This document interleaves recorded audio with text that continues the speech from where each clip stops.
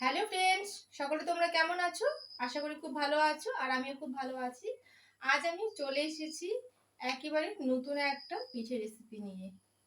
তোমরা যারা এই পিঠে রেসিপিটা করে কখনো খাওনি তারা অবশ্যই খাবে। আর আজ আমি শুধুমাত্র দুটি উপকরণ দিয়ে এই পিঠে রেসিপিটা তোমাদের করে দেখাবো।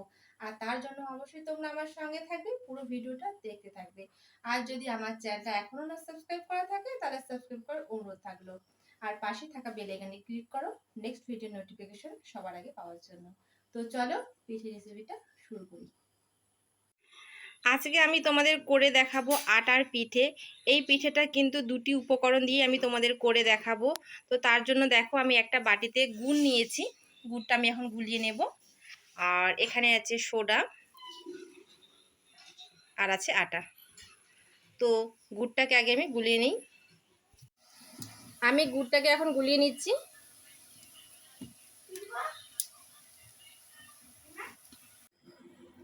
এই যে দেখো আমার হয়ে গেছে গুড়টা গুলিয়ে নেওয়া।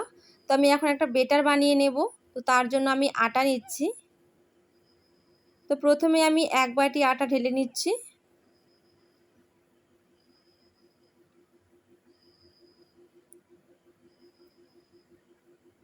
আমি এখানে মোট 2 বাটি আটা নেব। আমি এখন আরও এক বাটি নিচ্ছি।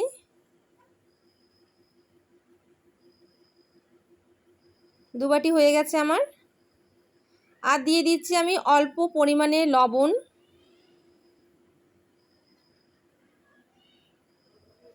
আর দিয়ে দিচ্ছি সামান্য পরিমাণে একটু খাওয়ার সোডা। একেবারেই অল্প দিতে হবে। তো শুকনো অবস্থাতেই আমি একটু মিশিয়ে নিচ্ছি আগে।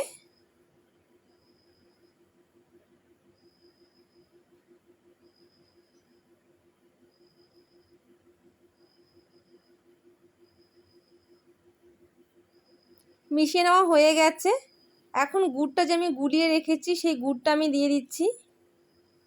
তোমরা কিন্তু এখানে গুড়ের পরিবর্তে চিনিও দিতে পারো, কিন্তু চিনি দিলে মানে পিঠের কালারটা ঠিক ভালো আসে না। তো দেখো গুড়টা দিয়ে দিয়েছি। তো খুব গরম করছে, মানে গরম ছিল গুড়টা, তার জন্য আমি চামচ দিয়ে নাড়াচাড়া করে নিচ্ছি। আর এখন দিয়ে দিচ্ছি অল্প পরিমাণে আমি জল। তো জল দিয়ে একটু মোটামুটি আমি মিশিয়ে নিচ্ছি, একটু ঠান্ডা করে নিচ্ছি। তারপর আমি হাত দিয়ে মিশিয়ে নেব, কারণ এই ব্যাটারটা কিন্তু হাত দিয়ে মেশালে সবথেকে ভালো হয়, যেহেতু আমি পিঠে করব। তো মোটামুটি ঠান্ডা হয়ে গেছে, এখন আমি হাত দিয়েই মিশিয়ে নেব। হাত দিয়ে মেশালেই কিন্তু সবথেকে ভালো হয়, যাতে একদমই দোলা না থাকে সেদিকে অবশ্যই লক্ষ্য রাখতে হবে, যাতে আটার কোনো দোলা না থাকে। তো আমি আরও একটু জল দিয়ে দিচ্ছি।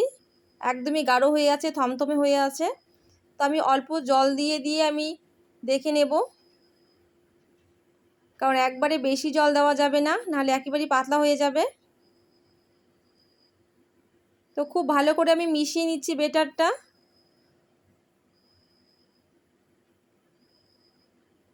আটার যে দলাগুলো আছে সব আমি ভেঙে দিচ্ছি, একদমই কোনো দোলা রাখা যাবে না। আরও একটু জল দিয়ে দিলাম আমি। এইভাবেই সময় নিয়ে একটু ভালো করে মেশাতে হবে।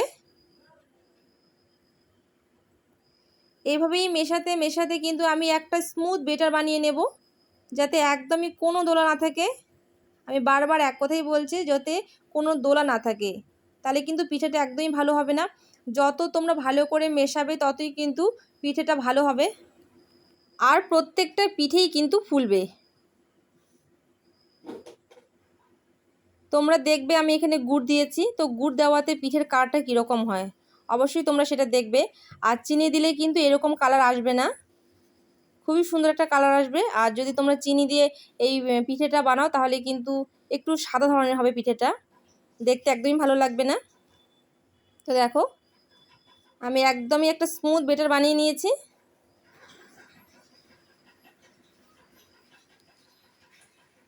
আমি কিন্তু 10 থেকে 15 মিনিট সময় নিয়ে খুব ভালো করে বেটারটা তৈরি করে নিয়েছি। আর তোমরা দেখবে বেটারটা ভালো করে তৈরি করে নেওয়াতে প্রত্যেকটা পিঠে কিন্তু খুব ভালো করে ফুলবে। তো দেখো ব্যাটারটা আমার একেবারেই কিন্তু রেডি হয়ে গেছে, একদমই কোনো দোলা নেই। এই যে এটার ঘনত্ব কিন্তু বেশি পাতলা করা যাবে না, আবার বেশি গাঢ়ও করা যাবে না। এরকমটা করতে হবে। এই যে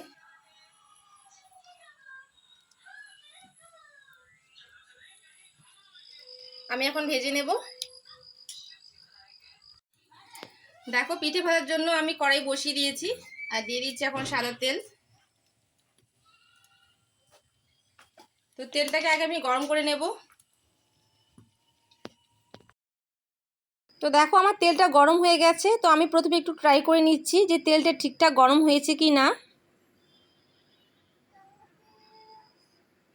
এই যে দেখো ভেসে উঠেছে, কিন্তু তার মানে বুঝে নিতে হবে যে তেলটা খুব ভালো মতো গরম হয়ে গেছে।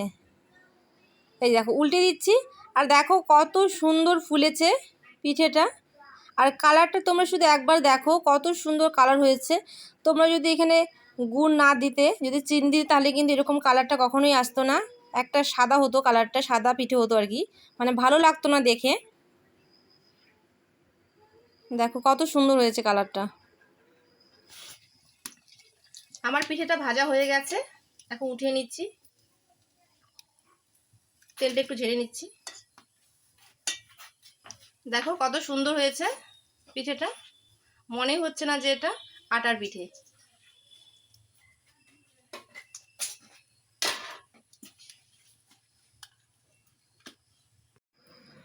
তো আমি তোমাদেরকে আরেকটা ভেজে দেখাচ্ছি।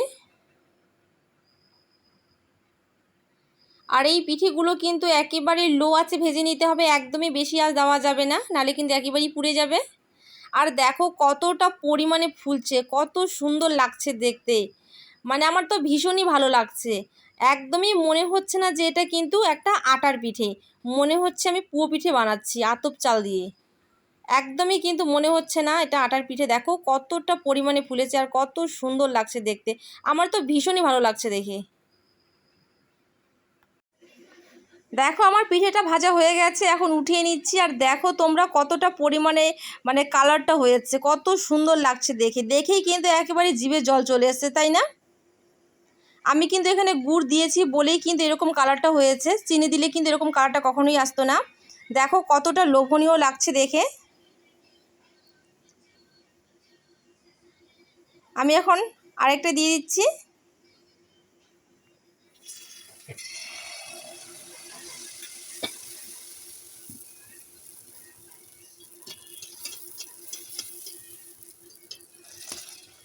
দেখো প্রত্যেকটা পিঠে কিন্তু কত সুন্দরভাবে ফুলে উঠছে। অবশ্যই তোমরা যারা কোনো দিন এখনও এই আটার পিঠেটা খাওনি, তারা অবশ্যই তোমরা বানিয়ে খাবে। এটা বানাতে কিন্তু একদমই বিশেষ কিছুর প্রয়োজন হয় না, সেটা তোমরা দেখতেই পেলে। আর খেয়ে আমাকে অবশ্যই তোমরা কমেন্ট করে জানাবে যে খেতে কেমন হয়েছে। এই পিঠেটা কিন্তু একেবারেই খুবই নরম তুলতুলে একটা পিঠে, খুবই ভালো লাগে খেতে। আমি যেভাবে বানালাম অবশ্যই সেভাবে তোমরা প্রত্যেকটা টিপস ফলো করে বানাবে, দেখবে আমার মতোই তোমরাও বানাতে পারবে, হয়তো বা আমার থেকেও বেশি ভালো বানাতে পারবে তোমরা। তো আমি এখন এইভাবে প্রত্যেকটা পিঠে বানিয়ে নেব।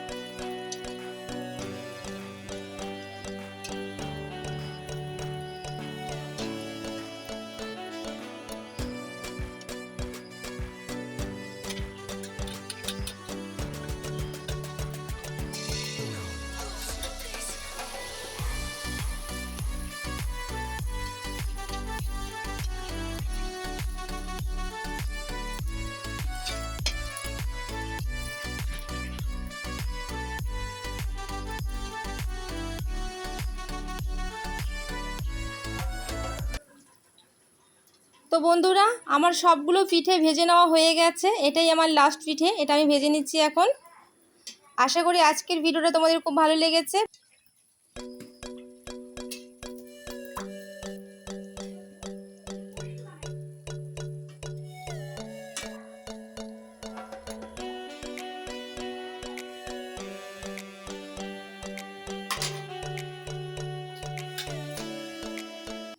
তো বন্ধুরা, আমার পিঠে বানা হয়ে গেছে। এই যে, আশা করি ভিডিওটা তোমাদের খুব ভালো লেগেছে। ভালো লাগলে অবশ্যই তোমরা কিন্তু একটা লাইক করে দেবে। আর তোমরা যারা এই পিঠেটা কোনোদিন বানিয়ে খাওনি, তারা অবশ্যই তোমরা কিন্তু বানিয়ে খাবে আর আমাকে কমেন্ট করে জানাবে খেতে কেমন হয়েছে।